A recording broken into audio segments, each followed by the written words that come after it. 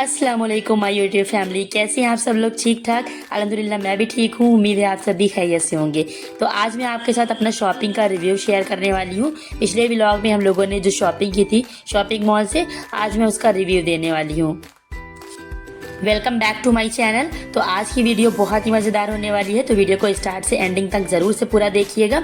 तो बहुत ही मज़ेदार सा व्लॉग होगा आज का, तो इसको पूरा ज़रूर देखिएगा और कमेंट करके मुझे ज़रूर से बताइएगा कि आपको इन सब चीज़ों में सबसे ज़्यादा बेस्ट क्या लगा। तो ये सारी चीज़ें हम लोगों ने कल शॉपिंग मॉल से परचेज़ की थी और वहाँ से आने के बाद हम लोगों ने भेलपुरी बनाई थी, तो उसकी भी पूरी रेसिपी मैं आपके साथ शेयर करूँगी।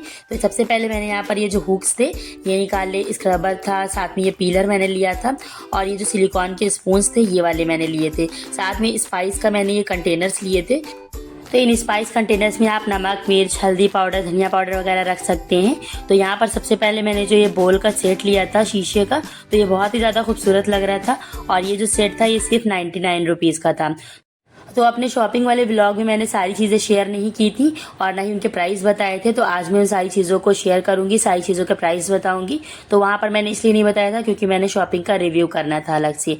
तो यहाँ पर ये जो 6 बॉल्स का सेट था ये सिर्फ 99 रुपीज़ का था और बहुत ही ज़्यादा ये अच्छा था।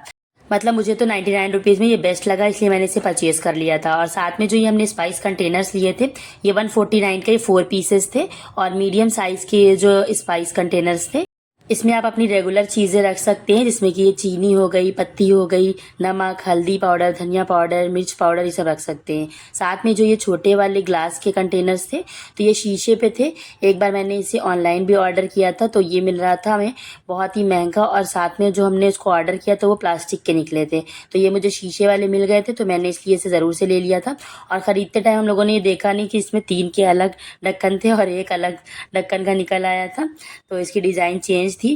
तो यहाँ पर जो इसकी लिड थी ये किसी और सेट से चेंज हो गई। जो लास्ट वाला जो बॉक्स था ये थोड़ा सा फटा हुआ रखा था, तो हम लोगों ने वहाँ पे ध्यान नहीं दिया। जब घर आ गए जब हम लोगों ने इसको देखा, तो साथ में यहाँ पर ये प्लेट्स वगैरह रखने के लिए एक स्टैंड था, तो इसे भी मैंने लिया था। ये सिर्फ 99 रुपीज़ का है। इसमें आप प्लेट्स वगैरह लगा सकते हैं, डाइनिंग पे भी रख सकते हैं या फिर आप इसको वॉश करने के बाद भी यहाँ पर प्लेट्स रख सकते हैं। साथ में यहाँ पर ये 3 चीज़ों का सेट था। तो यहाँ पर इसमें एक टॉयलेट क्लीनर था, एक फिनाइल था, साथ में विम लिक्विड था। तो इन 3 चीज़ों का जो पैक था ये 156 रुपीज़ का था। तो इस पैक के साथ आप पूरे घर की क्लीनिंग कर सकते हैं और इसका प्राइस भी अफोर्डेबल सही था, परफेक्ट था, तो इसलिए मैंने इसे ले लिया था। तो यहाँ पर इसी के साथ में हम लोगों ने 2 वाले हैपिक के सेट भी लिए थे। तो हैपिक नहीं है, इनकी यहाँ दूसरी कंपनी है होम निंजा की।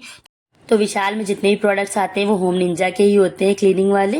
तो यहाँ पर ये एक और मैंने सेट लिया था होम निंजा का टॉयलेट क्लीनर, तो ये मुझे पड़ा था 99 रुपीज़ का, तो इसलिए मैंने ये एक और ले लिया था। इसी के साथ में मैंने यहाँ पर प्लास्टिक के वॉल स्टिक हुक्स लिए थे जो कि यहाँ पर 39 रुपीज़ के थे। तो 3 इसमें हुक्स थे जो आप यहाँ पर कहीं पे भी लगा सकते हैं, किचन में लगा सकते हैं, रूम में लगा सकते हैं। तो 39 रुपीज़ के ये थे। और साथ में मैंने एक स्क्रबर भी डाल लिया था, तो ये मुझे मिला था 25 रुपीज़ का। और इसी के साथ में यहाँ पर मैंने लिया था ये पीलर, तो ये पीलर मुझे 30 रुपीज़ का पड़ा था। तो ये अच्छी क्वालिटी में था इसलिए 30 रुपीज़ का है। वैसे तो 10 रुपीज़ का भी मिल जाता है बाहर, लेकिन मॉल में ये 30 रुपीज़ का था और इसकी क्वालिटी भी अच्छी थी। साथ में ये सिलिकॉन स्पून्स के सेट लिया था मैंने, जो कि 299 रुपीज़ के थे। 50 रुपीज़ का ईच स्पून पड़ा था। तो नॉन स्टिक बर्तनों के साथ कुकिंग करने के लिए बेस्ट ऑप्शन है। इस तरह के स्पून सारे इसमें हेल्पफुल होते हैं।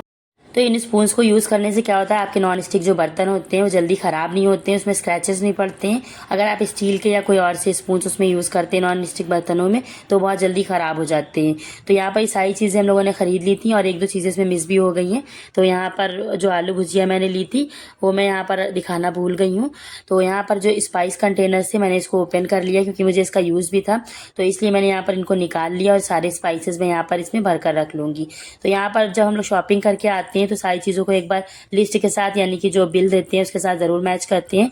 तो उसमें यहाँ पर इन्होंने लिख दिया था, जो हम लोगों ने फिनाइल और जो हैपिक वाला जो सेट लिया था पूरा, उसको इन्होंने बिल में लिख दिया था, शैम्पू वगैरह कुछ नाम लिख दिया था इन्होंने।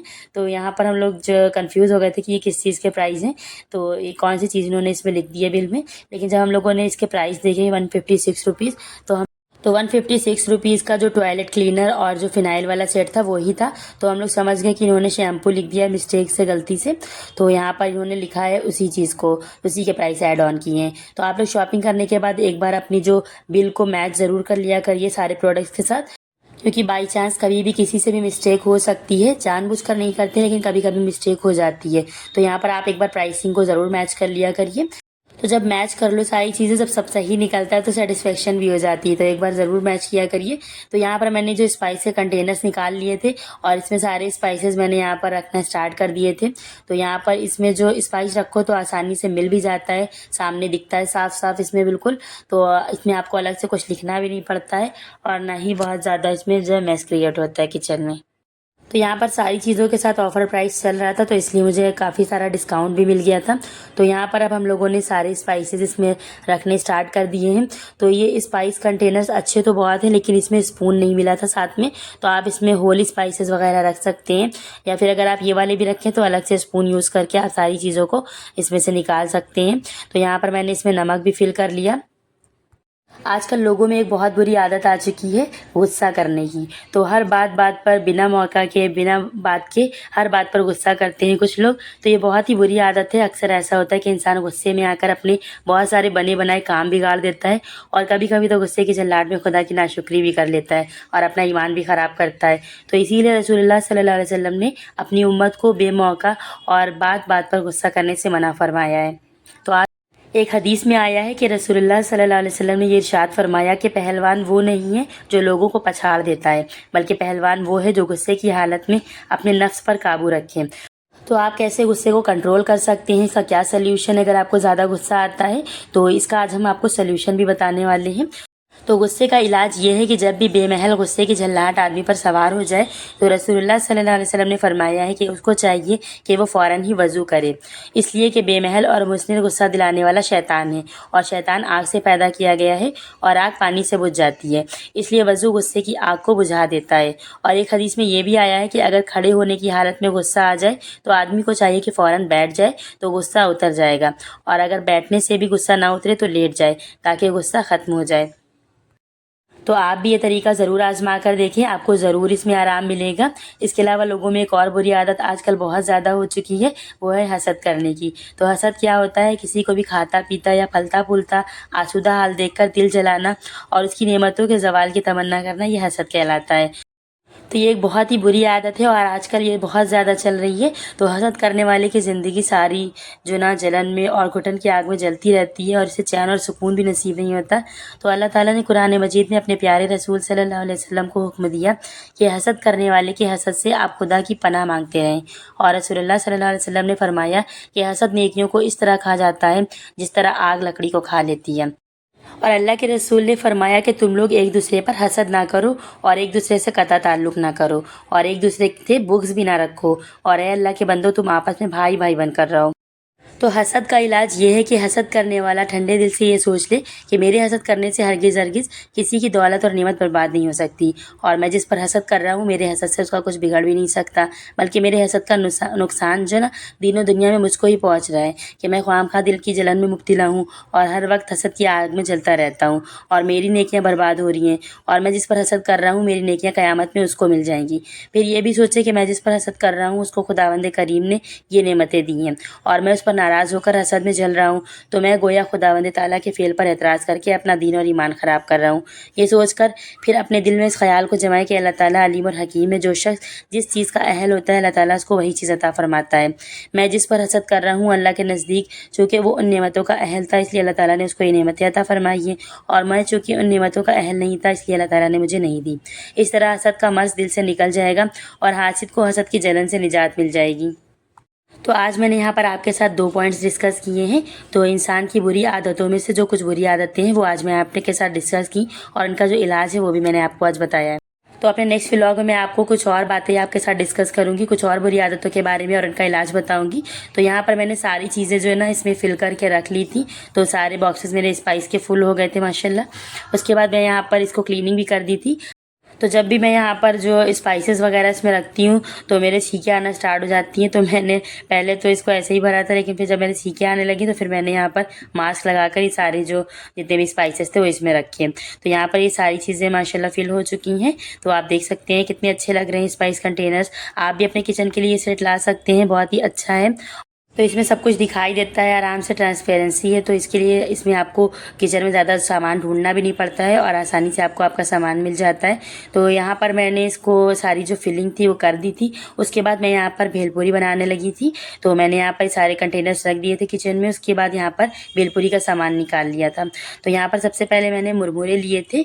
तो मुरमुरे यानी कि पफ्ड राइस, ये जो भेलपूरी का ना की इंग्रेडिएंट होता है, मेन आइटम होता है। साथ में मैंने यहाँ पर पीले वाले बेसन के सेव लिए थे। इसी के साथ में मैंने यहाँ पर चने लिए थे। यहाँ पर हरे मटर वाली मैंने दाल मोठ ली थी और इसी के साथ में मैंने आलू भुजिया वाली दाल मोठ ली थी इसमें। तो बहुत ही मज़ेदार सी ये भेलपूरी बनकर तैयार होती है।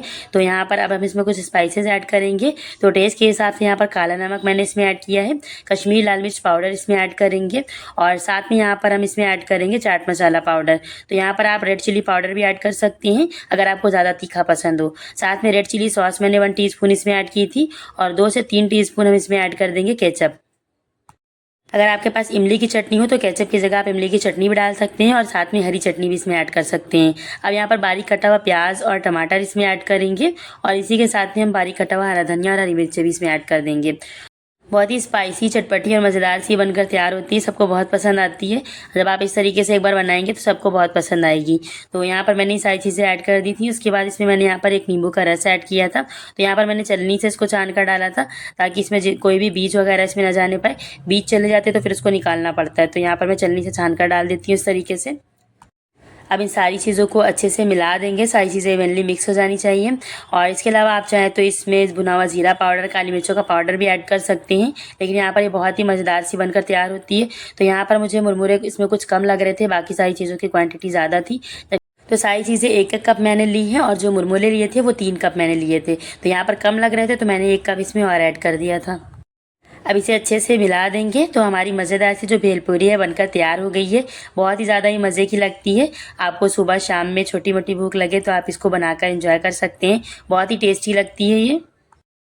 आप इसे बच्चों के टिफ़िन बॉक्स में भी दे सकते हैं, लेकिन अगर आप बच्चों के लिए बना रहे हैं तो स्पाइसेस थोड़े से कम कर दीजिए और इसको थोड़ा सा कम तीखा बनाइए। बच्चों को बहुत ही पसंद आएगा। इससे उनका पेट भी फुल रहेगा और इसके अलावा उनको टेस्टी भी बहुत लगेगा, कुछ डिफरेंट भी हो जाएगा उनके लिए। तो यहाँ पर मैंने इसको सर्विंग प्लेट्स में निकाल लिया था। तो ये देखने में जितनी ज़्यादा टेम्पटिंग और माउथ वाटरिंग लग रही है, खाने में उससे कहीं ज़्यादा डिलीशियस बनकर तैयार होती है। एक बार इस तरीके से भेलपूरी को ज़रूर से बनाइएगा। तो यहाँ पर मैंने इसको सबको सर्व कर दिया था। तो कैसा लगा आपको आज का मेरा ये व्लॉग, मुझे कमेंट करके ज़रूर बताइएगा। और अगर वीडियो थोड़ी सी भी अच्छी लगी है तो वीडियो को लाइक करिएगा और आपके अपने चैनल को विद गुलूर को ज़रूर से सब्सक्राइब करिएगा। मिलते हैं अपने नेक्स्ट व्लॉग के साथ। तब तक अपना ढेर सारा ख्याल रखिएगा, दुआओं में याद रखिएगा। खाइए पीजिए, मज़े करिए। Thanks for watching the video. अल्लाह हाफिज़।